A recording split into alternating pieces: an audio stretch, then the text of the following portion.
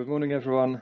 My name is Łukasz. I work as Schools Liaison Team at Bournemouth University, and today I'm going to talk you through higher education, why and how presentation. So today I'm going to be talking about your academic journey. So what are the progression routes after college or sixth form? Where is it you're likely to be going? I'm also going to touch base on what are the benefits of going to university and the key differences between school and university. And finally, I'll explain the process of how to make an application. Right, let's look at your academic journey first. It's really important to remember that everything you do now is an important part of your academic journey. I think all of you remember doing primary school SATs. Then as we keep going along the pathway, we find that there are specialized options for you to choose.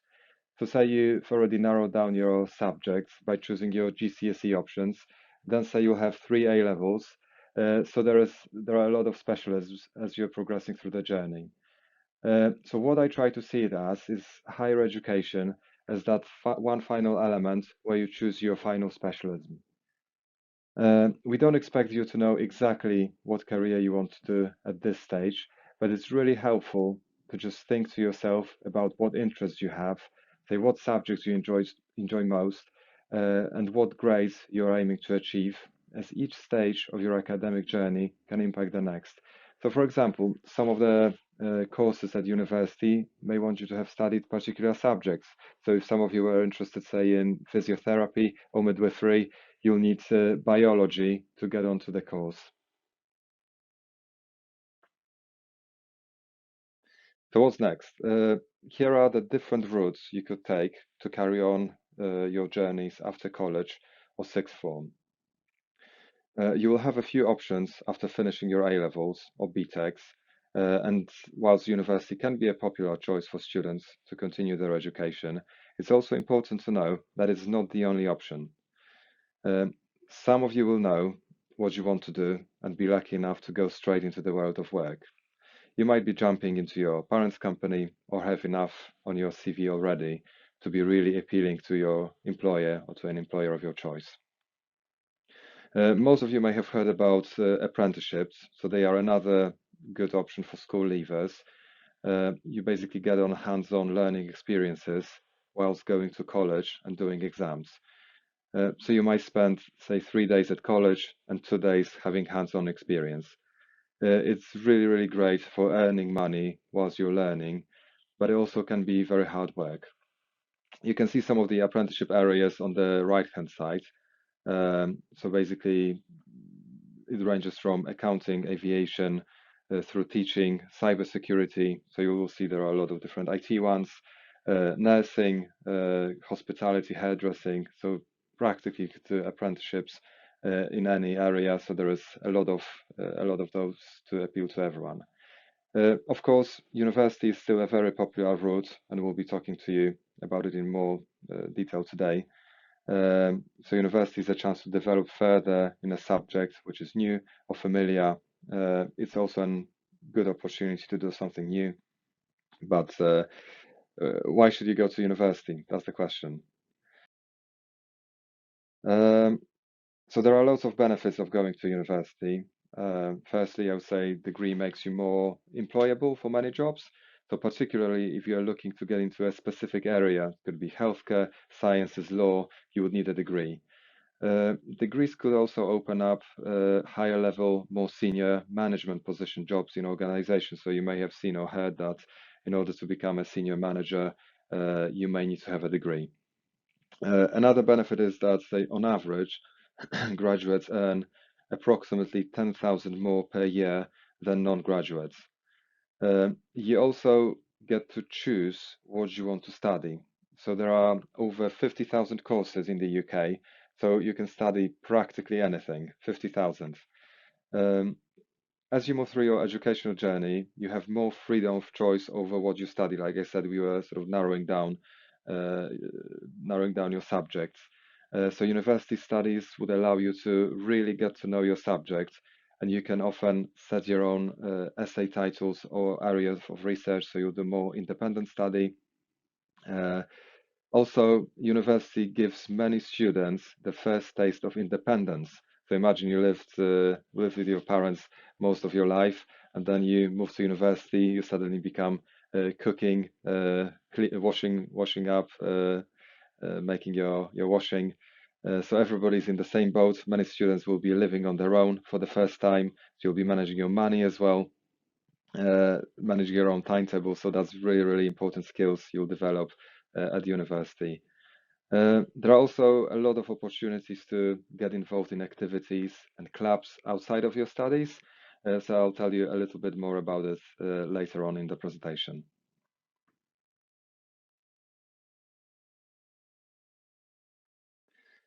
If you haven't yet decided which course area to pursue, like I said, there are over 50,000 different courses in the UK alone. So it seems there is a lot to choose from. It's a really, really positive thing, as it's likely that out of those choices, there will be at least one subject area that appeals to you. Even if you haven't enjoyed any of the subjects at school or even at college, this is an opportunity to do something you're really, really passionate about. So it's worth investing the time to do your research to sort of find the course you want to do. For those of you who already know what you want to study, there are lots of other factors to consider to make the right choice for you. So you can see some of the things on the screen. So I'm going to talk you through some of those. So firstly, employability. If you have specific career aspirations, check if you need any particular subjects or qualifications to enter the career you're aiming for.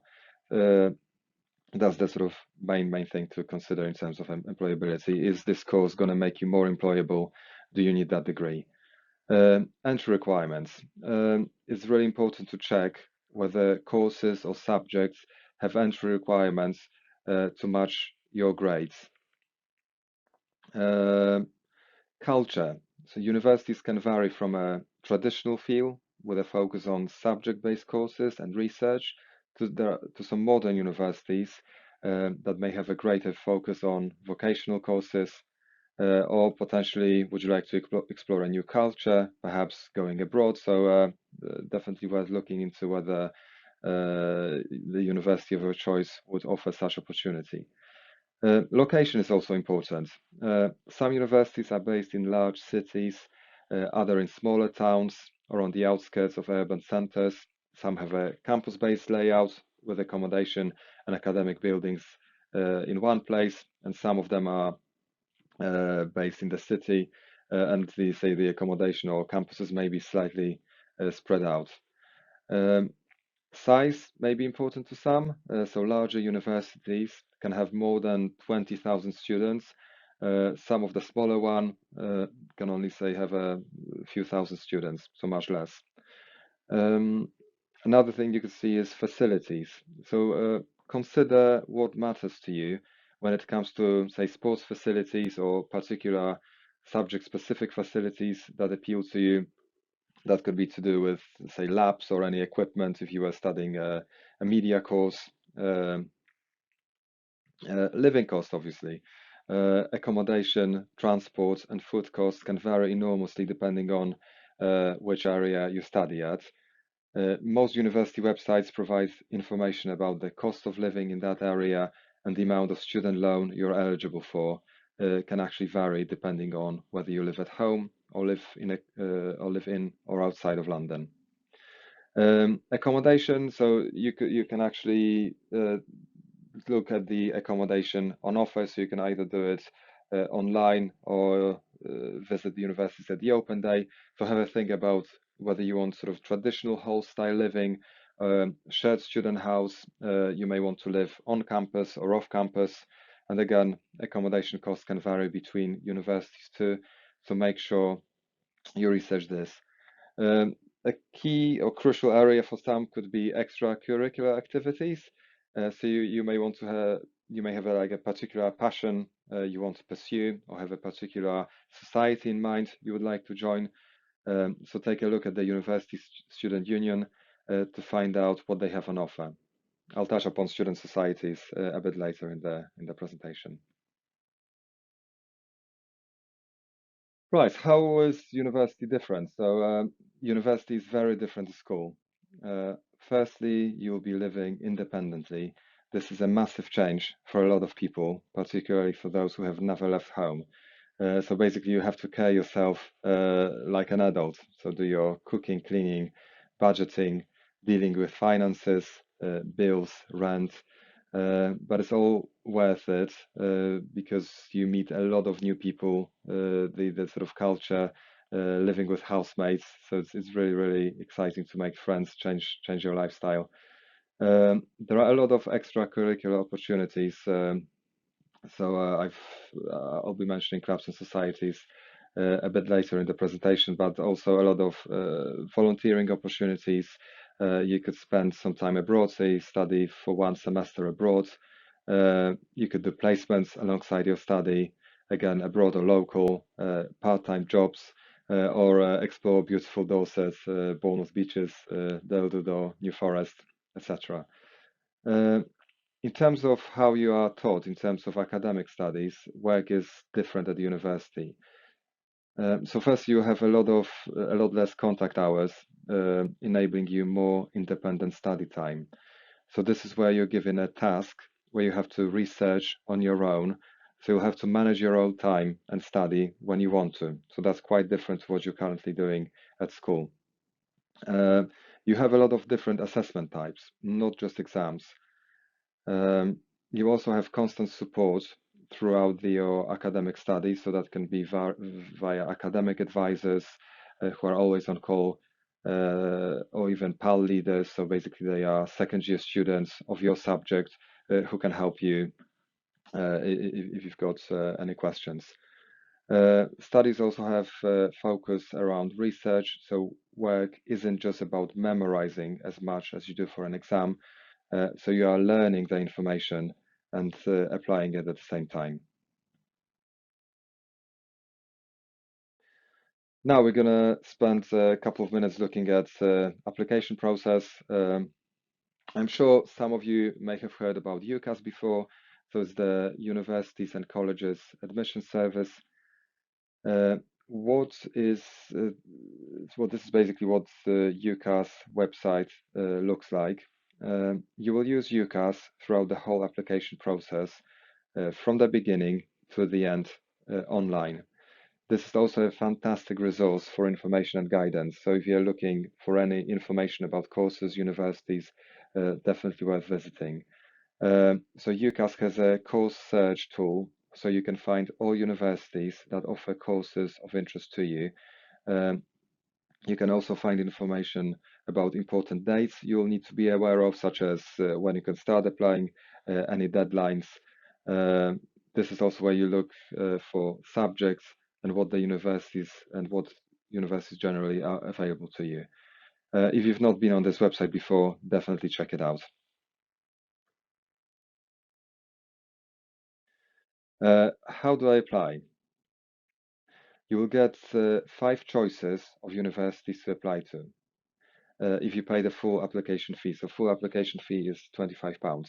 The universities will not be able to see who else you have applied to. Alternatively, you could pay a smaller charge to apply to a single university. So if you only had, say, one university in mind, you wanted to apply to your local university only, it's £20, so only £5 difference in the fee. If you are thinking about applying to Oxford or Cambridge, you can apply to one or the other. You can't apply to both. If you're applying to courses such as veterinary, dentistry, medicine, you can only make 4 choices, not 5. You will apply for any course through UCAS using their codes. So, for example, Bournemouth University's institution code is B for Bravo 50, so B50.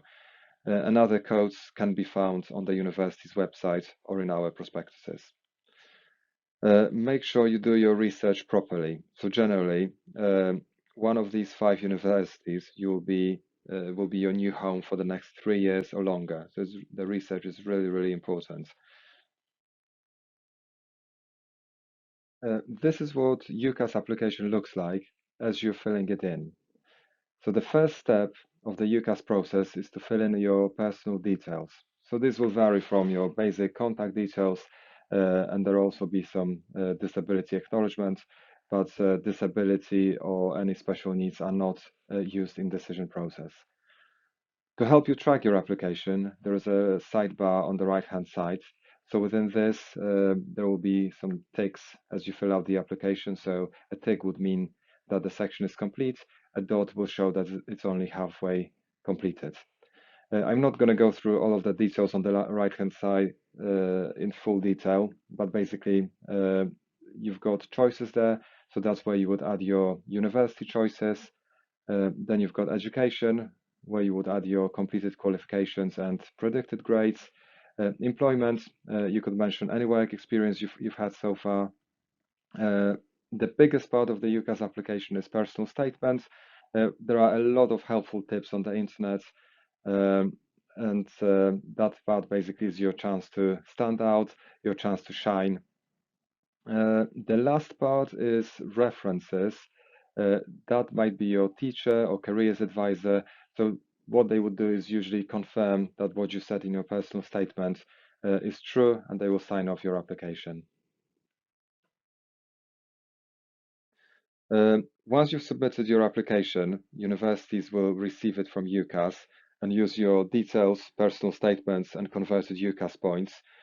Basically, each grade on A level or BTEC level, so basically level 3 qualifications are worth a certain number of points. So they will look at your application to either accept or decline. So once we've had a look at the rest of your application, the full application will respond with an offer.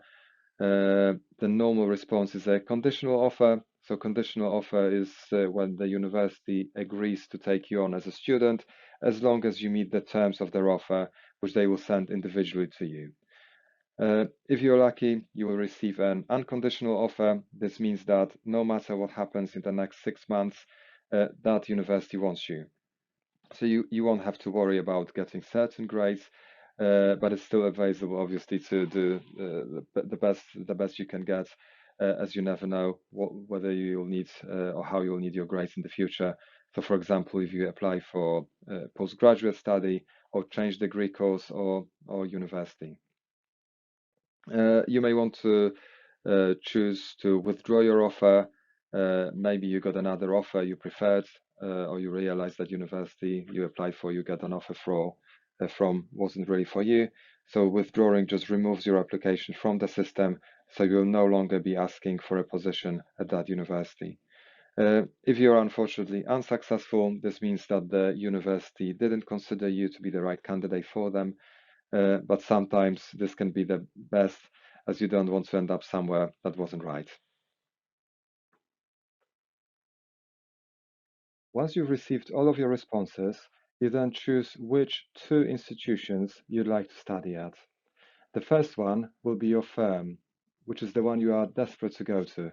This is very likely to be the place you will live and love for the next 3 years, so make sure it's the right one. Second, you will choose as an insurance. So this should still be a university you like and are interested in, but it will be your backup. So basically, if you don't meet the requirements of your conditional offer from your firm choice, your insurance choice may accept you instead. So it's an amazing backup. Then 4 to 6 months after you've received an offer, you'll find out if you've been successful or not. And that's called a results day. Right, so this presentation should have given you some insight into why it's worth going to university. I've also covered some key differences between school and university and how to make an application. The 3 things I'd like you to remember are, firstly, there are lots of options available, so make the right choice for you. Secondly, university is much more than just learning. You will meet new people, you will try new things and gain independence too.